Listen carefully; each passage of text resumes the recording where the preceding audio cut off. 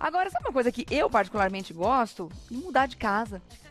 Sempre gostei, acho o máximo. Tudo bom, Thalita? Tudo jóia. Bem-vinda, viu? Obrigada. Porque agora eu tô num lugar que eu não quero mudar tão cedo, porque eu tô amando estar lá.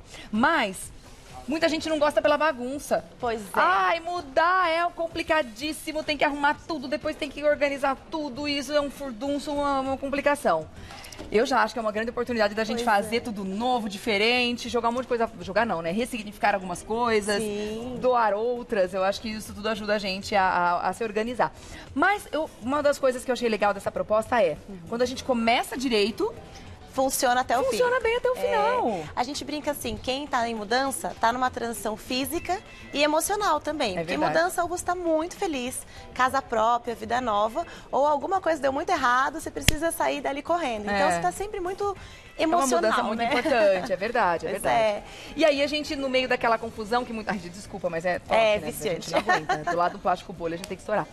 E muitas vezes a pessoa não gosta justamente por isso, porque sabe que vai ter um trabalhão, sabe que vai ser cansativo. Só que então, se a gente começa a organizar na hora de guardar as coisas, fica muito mais fácil organizar depois, né? É legal a gente entender que a mudança, ela respeitar a etapa de cada etapa da mudança. Então, por exemplo, antes da mudança acontecer, é quando você tem que pensar em verificar a data, se não tem feira livre no dia, no local onde você vai se mudar, onde você vai deixar o seu pet, seu bichinho de estimação, para ele não ficar estressado. Se você tiver criança pequena, deixar com alguém, porque elas também na hora acaba sendo contraproducente ter que cuidar delas enquanto você arruma a casa. Exatamente. Fazer todos esses agendamentos de serviços. E aí chega esse momento que é a hora de embalar. Às vezes você decidiu encarar isso sozinho. E muita gente gasta um dinheirão nessa etapa. Então a ideia é que isso fique cada vez mais econômico, né? A gente já pode, por exemplo, buscar no mercado, buscar naquela quitanda, algum centrinho comercial perto de casa, sempre descartam caixas. É verdade. Passa por lá. Principalmente nos atacadões. Pois é. E aí faz uma seleção de qual tá limpinha, sem resíduos, né? Porque essas caixas, elas manusearam, elas tiveram com N objetos, ficaram em depósitos. E aí já é um ponto de economia. O importante, o legal, é você observar o tamanho da sua mudança, né? E aí, lembra da nossa última conversa sobre desapegar? Hora certa, gente. Hora certa. Se desapegar antes de embalar, não leva bagunça, já leva as coisas com os seus setores definidos e, principalmente, já escolhe as caixas do tamanho certo, né? Essa é uma primeira dica. Aqui, por exemplo, a gente tem uma caixa pequenininha que a gente vai montar. Essa aqui. Essa daqui. E aí, vocês vão vendo aqui na frente do balcão que a gente tem outras caixas de outros tamanhos, né? Em algum momento a câmera vai pegar. Então, isso não tem como dizer essa caixa é boa pra isso, essa é boa pra aquilo. Isso aí vai ser de acordo com o que a pessoa tiver. Exatamente. O que acontece? As caixas grandes, geralmente elas são destinadas roupa de cama, a roupa, calçados, coisas que vão fazer bastante volume, mas não vão ficar muito pesadas. Que a gente não pode esquecer, gente, que alguém vai carregar essas caixas. E que essas caixas, elas têm, ó, se a câmera consegue pegar bem de pertinho, um nível aqui de ondulação. Será que a gente consegue mostrar? Tá vendo? Quanto mais camadinhas, mais resistente ela é. Se for uma caixa muito fininha, Rê, não vai funcionar para coisas pesadas. Coisa pesada. Aliás, tem que tomar cuidado com isso também, não colocar as coisas pesadas nas caixas grandes, senão você não consegue movimentar ela, né? Tipo, colocar um monte de livro nas caixas grandes. Depois, quem que tira aquela caixa dali? Pois é, aí fica difícil para todo mundo, né? E aí a hora também que, se não montar ela certinho, pode ceder, né? Tem um jeito certo de montar a caixa? Tem um jeito certo. Então aqui a gente escolheu... E uma fita certa? Eu tô vendo que você trouxe várias opções de fitas. Vamos montar aqui na prática? Vamos. Vamos fazer um pouquinho de barulho? Vamos. Aqui, então, primeiro a gente observa as indicações da própria caixa. Se ela pode, por exemplo, aguenta coisas frágeis, como taças, né, louças. A setinha indicando o posicionamento dela. Então, essa aqui é pra cima. Primeiro mito, gente, nunca a gente faz o cruzamento da caixa.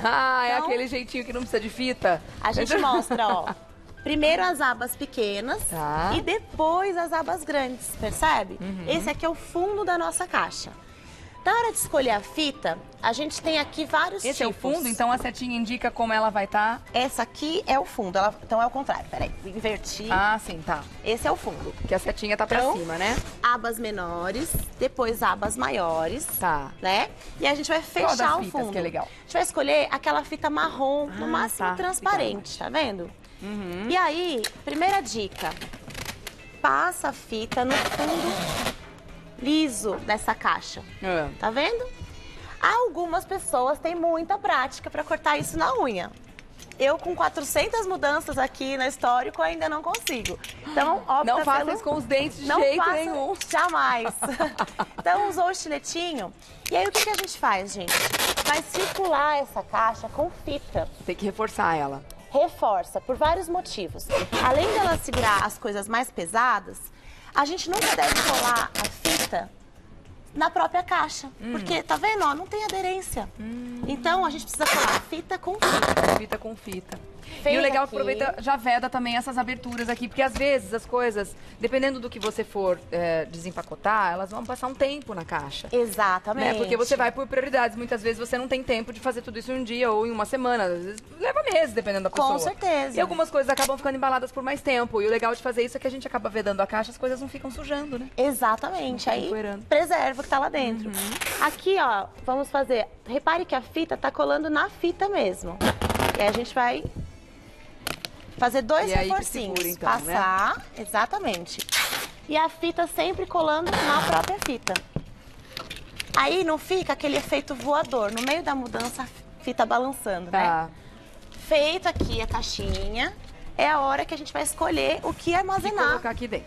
Repare que é uma caixa bem pequena, né? Uma caixa rasa. Para que serve esse tipo de caixa, então, gente? Coisas pesadas e coisas delicadas. Então, vamos começar aqui, por exemplo... Os livros. Por livros. Se você for colocando os livros ao fundo, não sei se a câmera consegue pegar aqui pra gente. Coloca desse lado aqui, ó. Desse Ele lado consegue aqui? mostrar. Isso, aí. Se a gente coloca os livros assim, além deles ocuparem um espaço imenso, eles vão pesar e tendem a abrir o fundo da caixa. Então, é como pesam se tudo num fosse lugar só, colocar né? num lugar só. A gente vai colocar eles como se fosse na estante, Como se fosse tá na vendo? prateleira mesmo. Exatamente. E aí, Pezinho. colocando a Peraí, lombadinha... deixa eu virar, então. Deixa eu virar aqui pra vocês. Isso. Opa, Boa. Perdão. funcionou aí. Eu ia virar ao contrário para o pessoal mostrar. Aí. Então, assim, pezinho como se fosse na estante mesmo. Exatamente. Tá. E aqui você vai preencher até o fundo e não vai sair colocando o livro nessa superfície. O que a gente faz? Empelota, coloca aquele resíduo de papel que tá sobrando, aquele resíduo de bolha e preenche o restante da caixa, porque ela vai estar suficientemente Super pesada. pesada, é. Exatamente. Ou então a gente coloca tende coisas- a querer aproveitar, né? Sim, ou então coloca coisas absurdamente leves, sei lá, aqueles travesseirinhos decorativos que ficam em cima da cama das crianças, Isso, por exemplo. perfeito, Pra ótimo. complementar a caixa. gente sempre complementa as caixas com almofadas, as mantinhas do sofá. Outra dica, quando você quer diminuir a caixa, você leva o estilete lá na quina da caixinha. E aí, não vou fazer com todas, que a gente vai aproveitar essa caixa, né? Vou Tá. fazer só desse lado pra gente ver. E aí eu consigo manipular o tamanho dessa caixa, ó. Vou fazer uma forcinha legal. e olha que legal. Formou uma embalagem Se você para quiser coisas transformar bem delicadas de uma caixa ou grande pesadas. para uma caixa menor. Que legal, Legal, Thalita. né? Boa. A gente pode fazer isso para diminuir a caixa e pode fazer o contrário quando eu quero aumentar uma caixa. Por exemplo, para colocar aquele vaso de planta, para não precisar fechar essa caixa, né? Tá. Aí você sobe Aí as abas eu e sobe prende com a fita. Exatamente. Que legal, Então a Thalita, gente boa muda dica. aqui, né? Muito Às bom. vezes a gente não pode escolher muito lá no mercadinho o tamanho da caixa, né? É. Agora, tem uma coisa que a gente fica na dúvida, é como embalar as coisas mais delicadas, né? A gente não sabe Pois se vai é. lá e gasta uma fortuna em plástico bolha, ou se a gente coloca em papel que faz o mesmo efeito, como que é melhor? Vamos lá, assim como a gente olhou aqui as fitas, os papéis na hora de escolher, você tem o papel manilha ou o papel craft, que é um grande companheiro de jornada. E eles são baratos? Baratos, acessíveis. Esse aqui, por exemplo, é o famoso rolinho do papel do açougue, lembra? Quando comprava. lembro. Dos Então, frios. dos frios, É, exatamente. da padaria. Então, ó, é reciclável, né? Tem aqui esse aproveitamento, então é bacana. E ele faz um efeito para N coisas. Por exemplo, quando a gente opta por pratos, louças, não precisa de um papel super, por exemplo, um papel seda ou um bolha. A gente pode usar, ele vai fazer como se fosse uma casquinha. Então eu vou escolher os pratos e vou alternar. Aqui eu trouxe, você não vai comprar ele em folhas assim.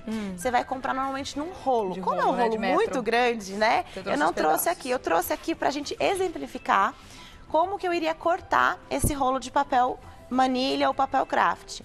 Eu iria posicionar o rolo que seria grande aqui. Eu vou passar o estilete, ó, definindo o tamanho. E aí o que vai acontecer? Vai sair um monte de folhinha no tamanho certinho. Então, se eu tô embalando taça, eu escolho um. Se eu tô embalando uma travessa maior, eu faço a manipulação com o corte do estilete. Tá bom. Aqui, como a gente tem uma folhinha, vou destacar na mão mesmo, só pra gente ver como embalaria, ó. Passa um prato, passa. Outro prato, passa. Você aproveita um terceiro muito prato, fazer um pra cada um. Exatamente. E aí, ó, faz um pacotão no final. O que é importante? A gente proteger esses cantinhos, né? Aqui eu tô com um papelzinho pequeno, mas a gente vai escolher um tamanho que feche tudo. Tá. E aí, de novo, quando eu for colocar naquela caixa, eu vou colocar na posição vertical. Não vai colocar, então, fazendo o peso no que tá embaixo. A gente nunca empilha, porque além de causar ranhura, aquelas ranhuras acinzentadas na porcelana, na louça, a gente também faz ele quebrar nas laterais. E faz peso nos que estão embaixo, os coitadinhos de baixo estão sofrendo horrores. E por isso a caixinha rasa de novo. Porque aí, além de eu ter feito como se fosse uma estante, né, com os pratos, eu vou preencher aqui em cima e vai ficar macio. Agora, taças, copos já tem que ser embalados individualmente. Um pouquinho diferente. Aqui é aquele momento, né, delicado. Se for uma louça, principalmente mais fina, quais os recursos que a gente tem além do craft? A gente tem o papel seda. Papel seda, né? Sabe aquele que vem na caixinha de presente? Quando a gente compra um presente no intermediário? E a gente compra assim também de pacote, né? Isso, aí compra de pacote. Gente, esse já vai ser um investimento um pouquinho maior do que o craft, então você pode escolher só para louça fina mesmo. O que ela vai evitar? A ranhura. Deitei a minha tacinha aqui, ó, e vou enrolando. No final, empelota, ó.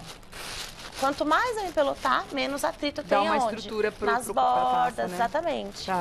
Fiz isso com uma, vou fazer a mesma coisa com a outra. E aí a gente pode fazer como aqui, um balcão. Sempre escolhe uma superfície lisa e vai fazendo como se fosse uma linha de produção. Tá lá, alguém da sua família tá te ajudando? Passa o seda. E aí já vai para a próxima etapa, que é passar o craft também. Então precisa colocar o seda depois do craft. Sim, o que o seda faz? Ele vai evitar as ranhuras. E esse aqui, ele diminui o impacto. Aí fez também um rolinho. Ele vai, tá vendo? Cria como se fosse diminui o impacto. Mas a minha louça é muito fina, a minha louça é muito querida. Aí você reza um pouco. Pode apelar para o plástico bolha também. Mas não precisa na grande maioria dos casos. Por quê? Você já evitou o atrito e você não vai colocar em cima. Tá vendo que aqui é a base da taça? Então eu vou alternar a base de um lado, a outra desse lado na caixa. Eu vou formando, ó, uma figurinha geométrica. Então, viu que a taça, ela não é em pé. Ela vai ser deitadinha assim, com a base alternada. E a mesma coisa, terminei essa camada, mais um craftzinho, no máximo 2. Por isso que a caixinha é rasa. Tá bom. Maravilha, gente. Ó, outra dica, não esqueçam de identificar as caixas, escreva do lado de fora o que você colocou ali, porque depois você fica maluca. Com certeza. Abrindo caixa e procurando o que você precisa e em qual lugar tá, né? Parte mais importante.